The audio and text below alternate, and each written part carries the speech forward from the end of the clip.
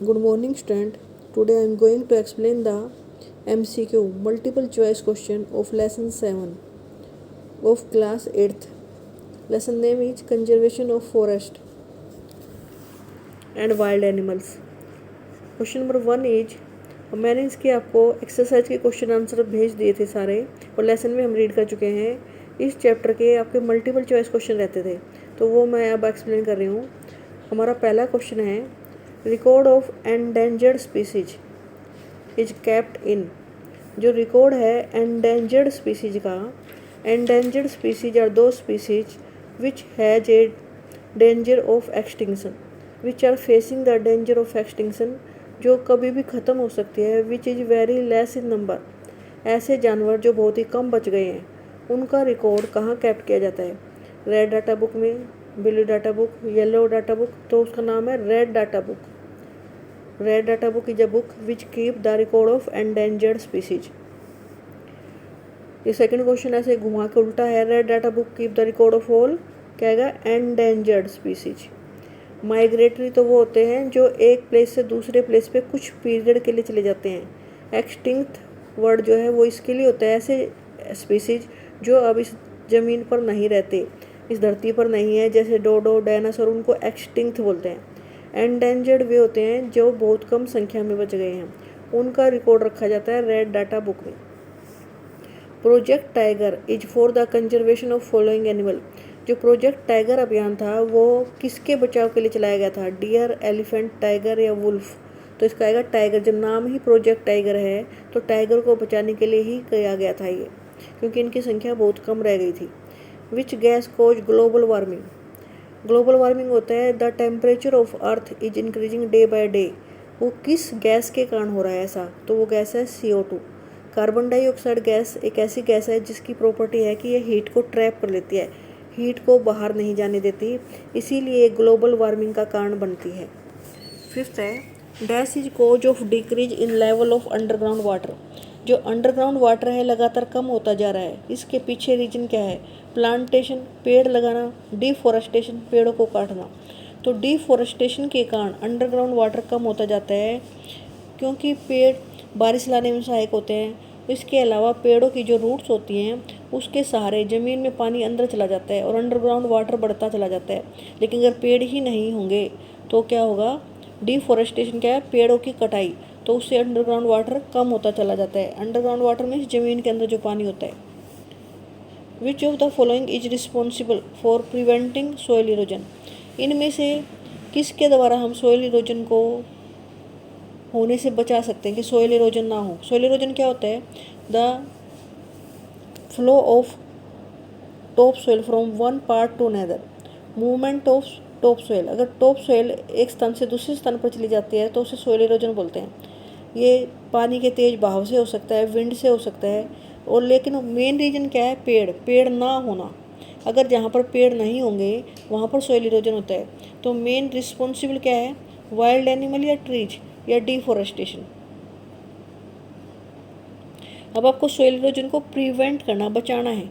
कैसे बचाओगे? क्या लगाकर? ट्रीज लगाकर। तो पेड़ लगाकर हम सोइल इरोजन को रोक सकते हैं। और सोइल इरोजन होता किस कारण से है? डिफॉरेस्टेशन के कारण होता है। पेड़ नहीं होंगे तो सोइल इरोजन होगा, और पेड़ों से हम इसको बचा सकते हैं, क्योंकि पेड़ों की जो जड़ें होती हैं वो मिट्टी को बांध के रखती हैं। Wide biodiversity is observe in. बहुत सारी बायोडाइवर्सिटी कहाँ देखी थी तुम?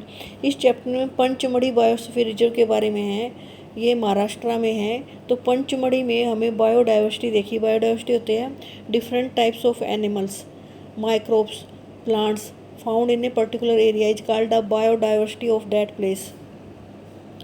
क्वेश्चन नंबर 8 है, which of the following is the protected area for the conservation of wild life?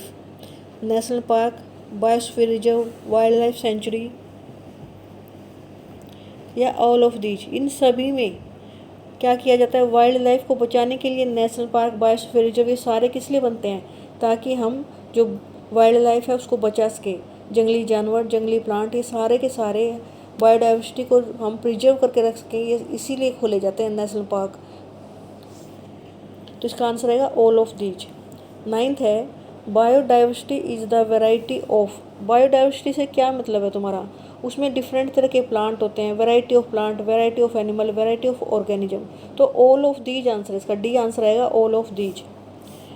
Pachmarhi biosphere reserve consist of, अब पंचमढ़ी बायोस्फीयर रिजर्व में क्या क्या था? सतपुड़ा नेशनल पार्क एक नेशनल पार्क था वहाँ, बोरी सेंचुरी एक बोरी सेंचुरी थी, पंचमढ़ी सेंचुरी। तो ऑल ऑफ दीज ये सारे ही थे। जो बायोस्फीयर रिजर्व है उसका एरिया बहुत बड़ा होता है। उस बायोस्फीयर रिजर्व में डिफरेंट नेशनल पार्क हो सकते हैं, सेंचुरी हो सकते हैं, बर्ड सेंचुरी हो सकते हैं। जो हमने पंचमढ़ी बायोस्फीयर रिजर्व के बारे में पढ़ा इस चैप्टर में, पूरा का पूरा चैप्टर पंचमढ़ी बायोस्फीयर रिजर्व के बारे में था। तो उसमें एक सतपुड़ा नेशनल पार्क था, एक बोरी सेंचुरी थी, एक पंचमढ़ी सेंचुरी थी, और ये तीनों ही थे। इसलिए इसका आंसर डी आएगा all of these. Which of the following are the flora of Panchmarhi biosphere reserve? तो उसमें फ्लोरा होते हैं वहाँ के पेड़, वहाँ पेड़ कौन कौन से थे? साल, टीक, मैंगो, इस तीनों ही थे। तो ऑल ऑफ दीज आंसर आएगा। ये उसके फ्लोरा होते हैं। The plant of A particular area, जो केवल उसी एरिया में पाए जाते हैं वो फ्लोरा कहलाते हैं। तो पंचमढ़ी बायोस्फीयर रिजर्व में साल के वृक्ष, टीक और मैंगो के वृक्ष पाए जाते थे। वाइल्ड मैंगो आना चाहिए मैंगो के प्लेस पे। Which of the following are the fauna of Panchmarhi biosphere reserve? तो फोना होते हैं किसी पर्टिकुलर एरिया में पाए जाने वाले जानवर। तो वहाँ पर चिंकारा, बार्किंग डियर, लेपर्ड, ये फोटो भी आपने इस चैप्टर में देखे थे इनके।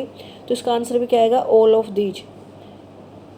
चिंकारा, बार्किंग डियर, लेपर्ड, ये सारे आपने देखे थे इस चैप्टर में, इनकी पिक्चर है। तो ये all of these are the fauna of Panchmarhi biosphere reserve.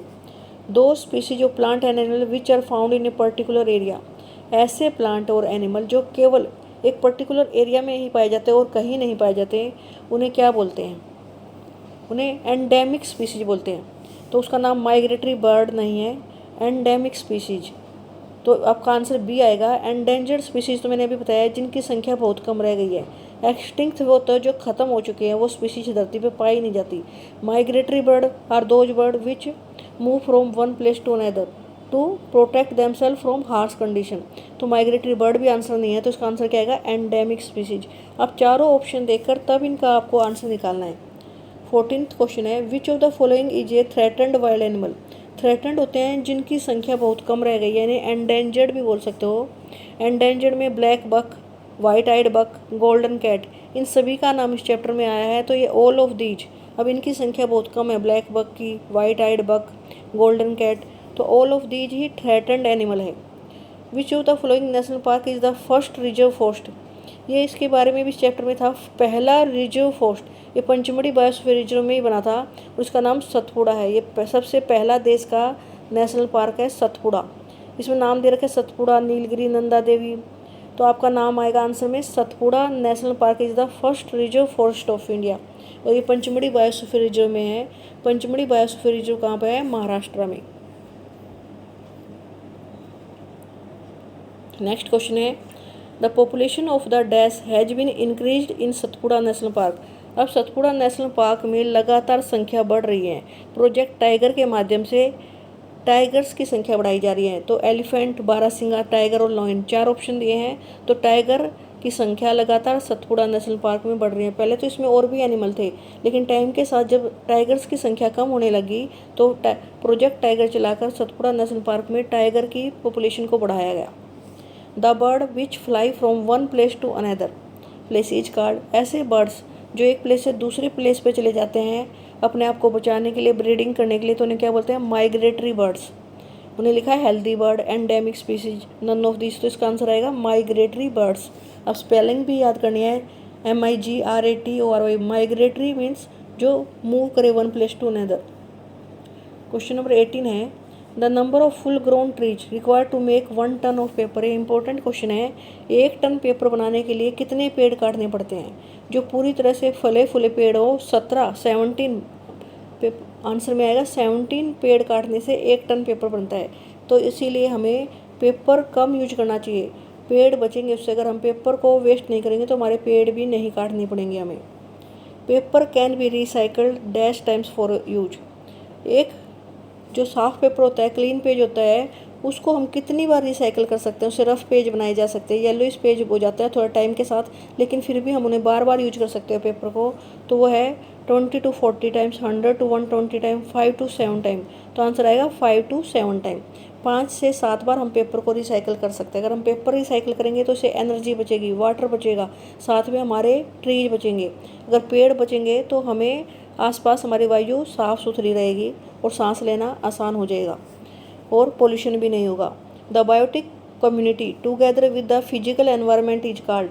जो biotic community means biotic environment और एबायोटिक कंपोनेंट दोनों आपस में इंटरेक्ट करते हैं। बायोटिक में जीवित जीव आते हैं, सारे पेड़ पौधे, जानवर, माइक्रोब्स, और एबायोटिक या फिजिकल एनवायरनमेंट जैसे मिट्टी, हवा, पानी, ये सब हमारे फिजिकल एनवायरनमेंट को बनाते हैं। दोनों आपस में मिलजुल कर रहते हैं और उसको क्या बोलते हैं? इकोसिस्टम। इसमें 4 ऑप्शन दिए हैं, बायोस्फीयर, इकोसिस्टम, कम्युनिटी या स्पीसीज। तो आंसर क्या आएगा? इकोसिस्टम। आपको चारों ऑप्शन देखकर ही तभी टिक करना है। आपको ये 20 क्वेश्चन दे रही हूँ, चारों 20 के 20 क्वेश्चन आपको अपनी नोटबुक में भी लिखने हैं और लर्न भी करने हैं। Okay student.